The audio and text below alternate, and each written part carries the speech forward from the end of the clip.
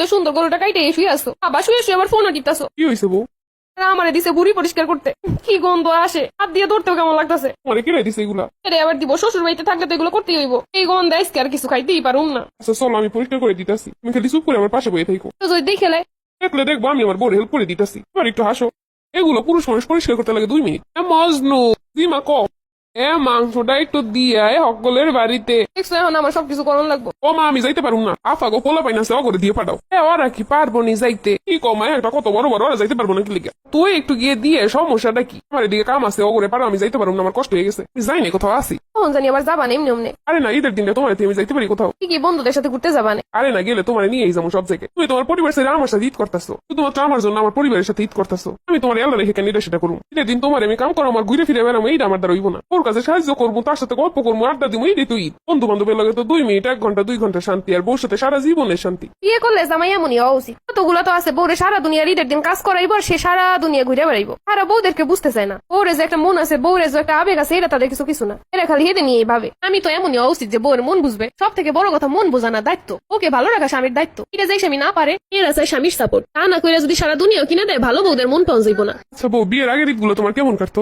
এর আগের ঈদগুলা সকালবেলা আমার ডাইকে ঘুম দিয়ে উঠাইতো। আমার তো ফুফাতো চাচাতো সব ভাই বোন গুলো একসঙ্গে হইতাম, ওরা জবাই করতো, আমরা দাঁড়াই থেকে দেখতাম। এইবার তো দেখলা না? খাইছিলাম, কিন্তু ওই সময় কাজ করতেছিলাম। মা কইতেছিল আগে কাজটা শেষ করে নাও। তাড়াহুড়ার মধ্যে আমার একটু খেয়াল ছিল না। তো তারপর কি করতা? তারপর গরুর ওই যে পাতলা একটা পর্দা আছে না, এটা দিয়ে ঢোল বানাইতাম। তারপর কাঠটা আগে ফাটে, তাই দেখতাম। আর এখন সেই সময়টা বুড়ি পরিষ্কার করা লাগে। এটা কোনো সমস্যা না, বয়সের সাথে সাথে দায়িত্বের পরিবর্তন হয়। শুধু পাশে একটা দায়িত্ববান পুরুষ থাকলেই হইলো। আমরা মেয়েরা সব মানায় নিতে পারি, কিন্তু স্বামীর অবহেলা আমরা সহ্য করতে পারি না। কুরবানির দিন সব থেকে মজার জিনিস ছিল কলিজা ভুনা রুটি দিয়ে খাইতাম। একটু বসো, আমি আইতাছি। ওই যাও। আইতাছি, আমার কাছে যাই। আম্মা কলিজা আছে না, রাইস কি বুনা করবা? আরে ওরা তো উড়াই রাখছি, তোর বোনের আইবে এই দিনের জন্য। সব উড়াই রাখছো কেন? আরে নাতি নাতনি আইব, অগলিকে কলিজা রাখবো না? রাপাগো বাড়িতে কুরবানি দিছে, আজকে যে মাংস রানতেছে এর ভিতরে আছে 2-1 পিস, কেন তোর খাইতে ইচ্ছা করতেছে? তোমার বৌমার পছন্দ রুটি দিয়া, ওই দিন রান্না করলি তো খাইতে পারবো অনেক। আম্মা আমার বেশি আদি খেতে দেখলে বিরক্ত লাগে। আমগো বাড়ির জিনিস আমরাই খেতে পারুম না, ও তো আমার বাড়িরই বউ, আমার বাড়িতেই তো সবকিছু ওর জন্য হইব। থাক বাবা, আমার ভুল হয়ে গেছে, আমি বাইর করে দিতেছি, তোরা রান্না বান্না করে খা। ভাবছিলাম মাইয়েরা আইবো, আইলে ওরা রান্না করবো, সুন্দর করে একটু খামো। আমি অত ভালো রানতে পারি না, ওরা আইলে একটু সুন্দর করে রান্ধে লিগে উঠে রাখছি।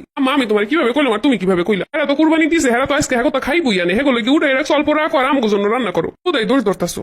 হ্যাঁ বললে কি এখন মাইয়া গো পর করে দেওয়ান লাগবো, বুঝতেছি। তোমার কি আমি কইছি যে আমি কলিজা খামো এখন? আরে তুমি কি খাও না খাও এটা আমার দেহার দায়িত্ব আছে, আমার যেটা পছন্দ ওই রান্না হইব। আম্মা যে সময় কইছে সময় রান্না করতে, সমস্যা কি এখন বুঝবো না? আমি মনে হয় তোমার কইছি।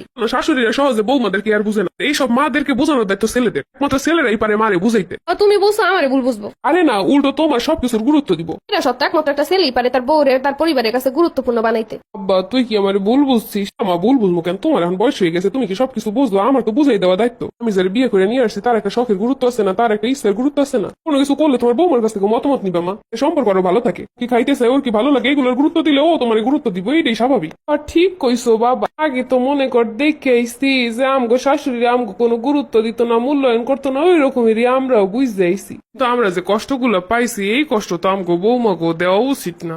আমা ঈদের দিনটা নিজের মায়ের যেমন রাখতা, ঠিক তেমনই বৌমাদের রাখতে হয়। এই কথাগুলো একমাত্র ছেলেরাই তার পরিবারে বুঝাইতে পারে। যেসব পুরুষটা এগুলো না বোঝায়, নিজেকে পুরুষ দাবি করে, আসলে ওই একটা বোকা। সংসার সুখের হয় রমণীর গুণে, ঠিক আছে, তো তার থেকেও বড় একটা কথা আছে, সংসার জান্নাত হয় একমাত্র পুরুষের সাপোর্টে।